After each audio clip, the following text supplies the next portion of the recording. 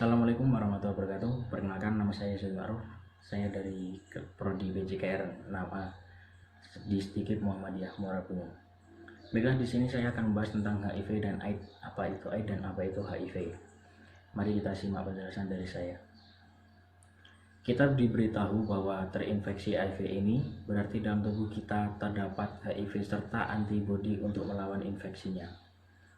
Menjadi terinfeksi HIV bukan selalu berarti kita telah jatuh sakit, menjadi AIDS atau sekarat. Beberapa orang hidup di dalam HIV ini sampai 10 tahun bahkan lebih. Jangan tergesa-gesa mengambil keputusan atau bertindak apa saja. Berikan waktu untuk menjadi lebih nyaman dengan hasil diagnosis. Jangan terlalu memikirkan masa depan hidup sepenuhnya untuk hari ini.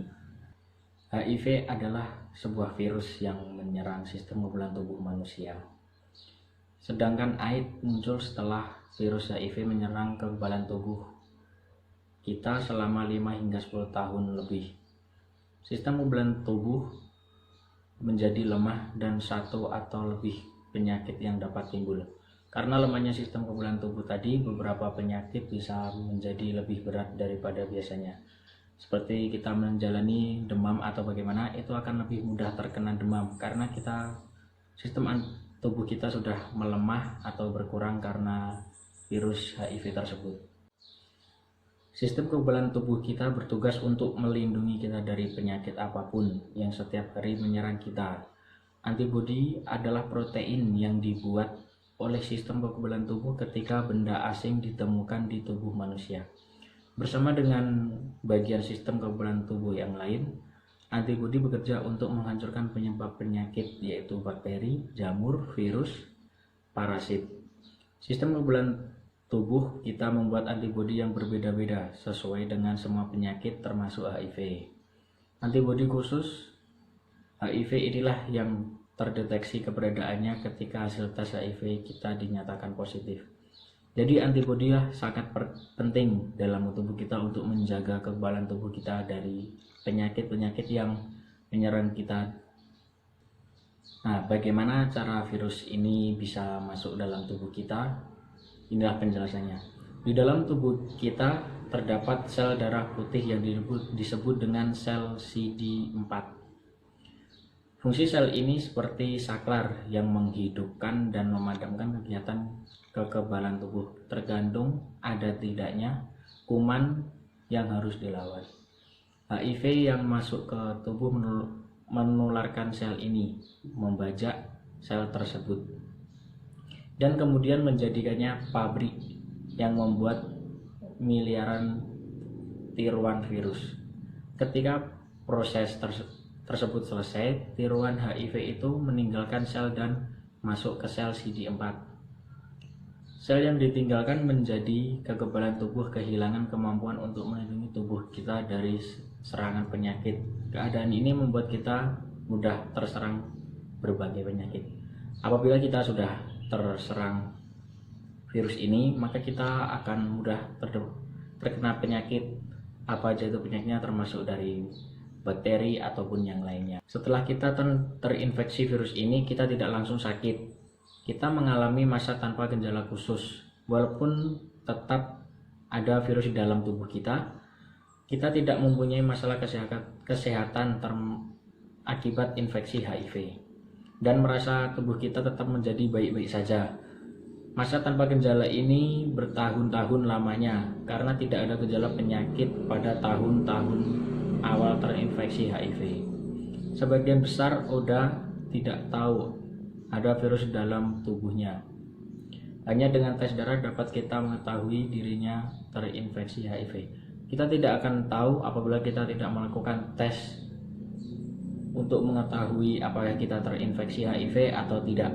Maka kita perlu ke dokter atau ke rumah sakit untuk mengetes HIV tersebut ada atau tidaknya dalam tubuh kita. Menjalani cara hidup yang baik dan seimbang sangat bermanfaat bagi kesehatan dan dapat memperpanjang masa tanpa gejala. Cara hidup ini termasuk makan makanan yang bergizi, kerja dan istirahat yang seimbang, olahraga yang teratur tetapi tidak berlebihan, serta tidur yang cukup. Sebaiknya hindari merokok, memakai narkoba, dan minum minuman beralkohol yang berlebihan. Jauhkan dari stres dan cobalah untuk berpikir positif. Jangan menyalahkan diri ataupun orang lain karena kita terinfeksi HIV. HIV ini bisa terkena kita dari tubuh kita sendiri, bukan karena dari orang lain. Kesehatan sistem kekebalan. Jumlah CD4 satu akibat dari terinfeksi HIV adalah kerusakan pada sistem kekebalan tubuh kita. HIV membunuh satu jenis sel darah putih yang disebut sel CD4. Sel ini adalah bagian penting dari sistem kekebalan tubuh, dan jika ada jumlahnya kurang, sistem tersebut menjadi lebih lemah untuk melawan infeksi. Jumlah sel CD4 dapat diukur melalui tes darah khusus. Jumlah normal pada orang sehat berkisar antara 500 sampai 1500. Setelah kita terinfeksi HIV, jumlah ini biasanya turun terus. Jadi jumlah ini mencerminkan kesehatan sistem kekebalan tubuh kita. Semakin rendah, semakin rusak. Nah, disinilah proses terjadinya HIV itu dapat menular. Sebagian besar HIV itu dapat menular dari darah, air mani, cairan vagina, air susu ibu atau ASI. HIV itu dapat menular dari berhubungan seks yang memungkinkan darah, air mani, atau cairan vagina dari orang terinfeksi HIV masuk ke aliran darah orang yang belum terinfeksi, atau berhubungan seks yang dilakukan tanpa kondom melalui vagina atau dubur, juga melalui mulut, walau dengan kemungkinan lebih kecil. Memakai jarum suntik secara bergantian dengan orang yang terinfeksi HIV, menerima transfusi darah dari donor yang terinfeksi HIV, dari ibu terinfeksi HIV ke bayi dalam kandungan, waktu melahirkan, dan jika menyusui sendiri. Untuk menghindari HIV atau AIDS ini, biasakan kita hidup bersih seperti sikat gigi dan pisau cukur sendiri. Karena selain untuk kebersihan pribadi, jika terdapat darah akan ada resiko penularan virus lain yang menular melalui darah, atau misalnya hepatitis, bukan hanya HIV. Maka di sini kita diterapkan untuk menjadi hidup lebih bersih agar kita terhindar dari HIV dan AIDS tersebut. Maka wajib bagi kita untuk menjalankan pola hidup sehat. HIV tidak semudah yang kita bayangkan untuk menular. HIV tidak menular melalui salaman, berpelukan, berciuman, batuk, bersin, memakai peralatan rumah tangga seperti makan, telepon, kamar mandi, WC, kamar tidur, dan lain-lain. Gigitan nyamuk bekerja, bersekolah, berkendara, bersama memakai fasilitas umum, misalnya kolam renang, WC umum, sauna, dan lain-lain. HIV itu tidak gampang menular apabila kita melakukan salaman atau berpelukan. Di sini HIV bukan virus yang gampang menular. Intinya kita dapat tertular HIV itu karena faktor tersebut. Ada faktor-faktor tertentu atau ada hal yang memungkinkan HIV itu menular ke dalam tubuh kita. Maka kita tidak perlu khawatir dalam HIV ini, karena HIV ini virus yang tidak mudah untuk menular apa yang kita bayangkan selama ini. HIV juga tidak dapat menular melalui udara. Virus ini juga cepat mati jika berada di luar tubuh.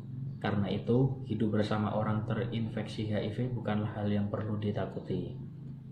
Virus ini dapat dibunuh jika cairan tubuh yang mengandung dibersihkan dengan cairan pemutih atau bleach, seperti Beclin atau klorok, atau dengan sabun dan air. HIV tidak dapat diserap oleh kulit yang tidak luka.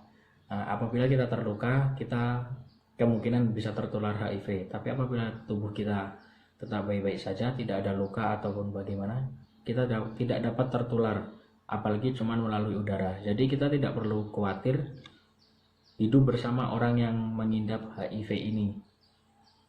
Jadi kita tidak perlu menjauhi atau mengucilkan orang yang terkena HIV tersebut. Nah, ketika kita terkena HIV atau AIDS, kita tidak perlu berhenti berhubungan seks. Karena di sini sudah dijelaskan, kita tidak perlu berhenti berhubungan seks hanya karena kita terinfeksi HIV. Tetapi yang penting kita harus melakukannya secara aman. Seks melalui vagina atau dubur dapat mengakibatkan kulit atau selaput alat kelamin luka atau lecet. Seks yang aman berarti terhindar agar darah, air mani, atau cairan vagina yang terinfeksi HIV tidak masuk ke tubuh pasangan kita melalui luka atau lecet tadi. Nah, ini berarti kita harus memakai kondom setiap kali bersenggama. Pada oral seks atau memakai mulut, walaupun resikonya kecil, perlu diperhatikan bahwa luka atau radang pada mulut dan gusi dapat menjadi jalan masuk HIV. Berarti di sini kan dapat disimpulkan bahwa HIV itu bisa menular atau kita dapat tertular itu karena adanya luka atau goresan di dalam tubuh kita yang dapat mengakibatkan HIV itu masuk ke dalam tubuh kita. Jadi kita tidak perlu berhenti berhubungan seks apabila kita terkena infeksi HIV ini. Di sini dijelaskan manfaat seks aman, melindungi diri kita dari infeksi menular seksual, misalnya gonero atau GO atau sifilis yang mempengaruhi kesehatan kita, melindungi pasangan seks kita dari HIV. Jika pasangan kita juga terinfeksi HIV, seks aman dapat menghindari kita terinfeksi ulang dengan tipe atau jenis HIV yang lain. Jadi apabila kita sama-sama terinfeksi HIV dengan pasangan kita dapat melakukannya dengan seks aman biar kita terhindar dari HIV yang lain. Dengan seks aman ini kita juga sudah dikasih alat atau diberi alat untuk mencegahnya, yaitu kondom. Memakai kondom dengan benar termasuk seks yang aman. Kondom yang dipakai secara benar adalah efektif untuk menghindari masuknya air mani, cairan vagina, atau darah ke dalam tubuh kita atau pasangan kita saat berhubungan seks. Jadi bukan sekedar menghindari kehamilan saja, virus juga tidak dapat lewat atau menembus kondom yang kondisinya baik. Jadi di sini kita harus juga memakai kondom yang tidak bocor ataupun yang rusak untuk menghindari hal tersebut atau kebocoran dari kondom tersebut yang dapat masuk ke dalam tubuh kita atau pasangan kita. Kesehatan perempuan dalam HIV atau AIDS. Belum banyak dilakukan penelitian ilmiah mengenai HIV dan AIDS secara khusus pada perempuan. Walaupun begitu, kita tetap dapat memberi perhatian lebih pada hal-hal mengenai kesehatan perempuan. Beberapa gangguan kandungan atau ginekologis yang patut diperhatikan diantaranya yaitu radang jamur Candida dapat timbul di vagina yang mengakibatkan rasa tidak nyaman, gatal, selain lelah. Menghindari makanan dengan ragi dan gula berlebihan dapat membantu memulihkan radang ini. Masa haid yang tidak teratur dapat terjadi jika tingkat kesehatan kita sudah rendah. Jika terjadi, sebaiknya dibahas dengan dokter. Maka kita harus berhati-hati ketika memakan makanan yang dapat menimbulkan rasa tidak nyaman terhadap tubuh wanita tersebut. Kesehatan perempuan ini sangat penting dalam mengatasi HIV. Jadi kita harus berkonsultasi dengan dokter apa yang perlu dibahas. Apabila kita terinfeksi HIV, biasanya kita pesimis dengan keturunan atau buah hati kita. Menjadi terinfeksi HIV tidak sama sekali mengurangi hak kita untuk mendapatkan keturunan. Namun pasti ada beberapa keraguan yang muncul terkait mempunyai anak. Nah, di sini bagi yang terinfeksi HIV, kita tidak perlu takut apabila kita tidak dapat mendapatkan keturunan atau bagaimana. Jadi kita harus tetap mempunyai keturunan walaupun kita dalam tubuh kita terdapat keraguan atau perasaan yang cemas ketika kita terinfeksi hal tersebut, apakah kita tetap mendapat keturunan atau tidak. Di sini yang penting adalah bagian kehamilan atau ibu yang mengidap HIV.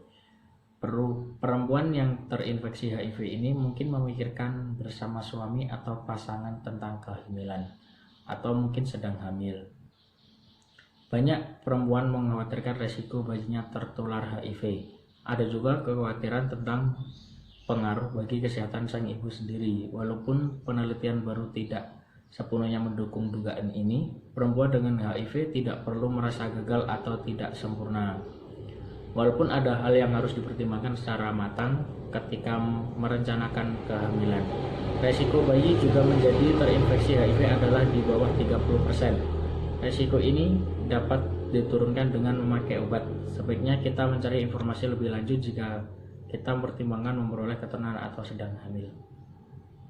Jadi apabila kita sedang hamil, resiko bayi untuk terkena HIV itu hanya 30%. Tetapi itu bisa diturunkan apabila kita berkonsultasi atau mencari obat ke dokter atau dengan cara yang lain untuk dapat menurunkan resiko bayi tertular 30% tersebut. Itu dapat terkurangi apabila kita mendapatkan obat atau cara untuk mengurangi hal tersebut. Jadi tidak perlu khawatir tentang bayi yang akan tertular dari HIV itu. HIV stop di sini. Itu maksudnya pasti kita tidak ada satupun orang yang di antara kita yang ingin agar pasangan kita mengalami nasib seperti kita. Pasti kita ingin agar virus di tubuh kita tidak menular pada orang lain. Oleh karena itu diluncurkan prakarsa stop HIV di sini. Untuk memotong rantai penularan HIV, memang ada banyak tantangan terkait HIV stop di sini yang dapat sulit dihadapi. Namun ada banyak manfaat buat kita bila kita berupaya untuk mendukung praksara ini, termasuk kesempatan untuk mengubah persepsi masyarakat mengenai ODA. Nah, di sini ada HIV stop di sini, tapi itu sangat susah untuk dilakukan kita semuanya karena HIV ini sangat sulit untuk dihadapi. Apalagi HIV sampai sekarang belum ada obatnya untuk menyembuhkannya dari penyakit tersebut. Apabila kita terinfeksi HIV, kita dapat melakukan terapi, yaitu misalnya terapi penunjang. Terapi penunjang atau sering disebut dengan terapi tradisional adalah terapi tanpa obat-obatan kimiawi. Tujuan terapi ini adalah untuk meningkatkan mutu hidup dan menjaga diri tetap sehat. Terapi ini juga dapat melengkapi terapi intertroviral, terutama untuk menghindari efek samping. Dapat juga menjadi pilihan jika kita tidak ingin atau tidak dapat memperoleh ART. Yang termasuk terapi penunjang antara lain adalah penggunaan ramuan tradisional, tumbuh-tumbuhan, jamu-jamuan, pengaturan gizi pada makanan, dan penggunaan vitamin serta suplemen zat mineral.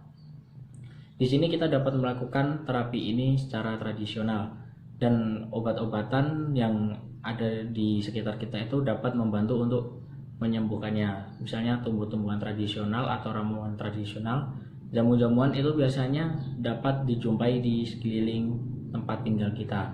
Jadi kita tidak perlu susah payah untuk mencari jauh-jauh obat yang dapat menunjang kesembuhan dalam HIV ini, walaupun belum ada obatnya. Yang selanjutnya yaitu tanggung jawab pribadi dalam menentukan keperawatan. Dengan memeriksa diri secara teratur atau sebaiknya sedikit setiap 6 bulan sekali, kita dapat terus mengetahui keadaan kesehatan kita melalui tes darah, TLC, dan CD4 jika mungkin, serta pemeriksaan oleh dokter. Kita dapat melihat sejauh mana HIV mempengaruhi sistem kekebalan tubuh kita. Dokter memberi saran tentang keperawatan bagi kita. Tetap kita sendirilah yang memutuskan untuk mengikuti atau tidak. Semakin banyak pengetahuan kita tentang HIV dan terapinya, semakin baik persiapan kita untuk membahasnya dengan dokter dan untuk mengambil keputusan. Dalam hal hidup HIV, jadilah pasangan kerja yang berpengetahuan bagi dokter kita sendiri. Jadi kita tidak harus mengandalkan orang lain ataupun dokter atau rumah sakit yang manapun. Semua itu kembali pada diri kita sendiri. Karena HIV dapat kita perangi tergantung diri kita sendiri. Kembali lagi kepada kita. Jadi kita jadi dokter diri kita sendiri. Nah, di sini ada perlakuan yang tidak adil dalam AIDS. Dalam strategi nasional penanggulangan AIDS Indonesia disebutkan sebagai salah satu asas dasar bahwa setiap pemberi layanan berkewajiban memberi layanan kepada orang dengan HIV atau AIDS tanpa membeda-bedakan. Indonesia juga ikut menandatangani Deklarasi Paris Desember 1994 yang menunjukkan janji mendukung orang dengan HIV atau AIDS, mendukung anti diskriminasi, hak asasi manusia, serta asas asas yang etis untuk menjadi bagian dari upaya penanggulangan AIDS. Jika kita merasa hak kita dilanggar, coba melapor ke Spiritia. Semoga laporan tersebut akan dijaga kerahasiaannya dan hanya akan ditindaklanjuti dengan persetujuan dari yang bersangkutan dengan cara yang tidak menekan resiko padanya. Jadi di sini kita harus mendapatkan hak kita apabila kita terkena AIDS atau HIV. Di sini sudah dijelaskan dalam undang-undang, jadi kita tidak perlu merasa terkucilkan atau bagaimana, karena hal tersebut sudah ada hal yang mengatur dalam undang-undang tentang orang yang terkena AIDS atau HIV ini. HIV dan AIDS sampai sekarang ini belum ditemukan obatnya untuk menyembuhkannya. Nah, jadi kitalah yang harus berhati-hati dalam penyakit yang dapat menular ini, yaitu dengan cara hidup sehat dan kita mengatur pola hidup kita agar kita terhindar dari penyakit tersebut. Itulah penjelasan saya mengenai AIDS dan HIV, semoga bermanfaat. Saya akhiri, wassalamualaikum warahmatullahi wabarakatuh.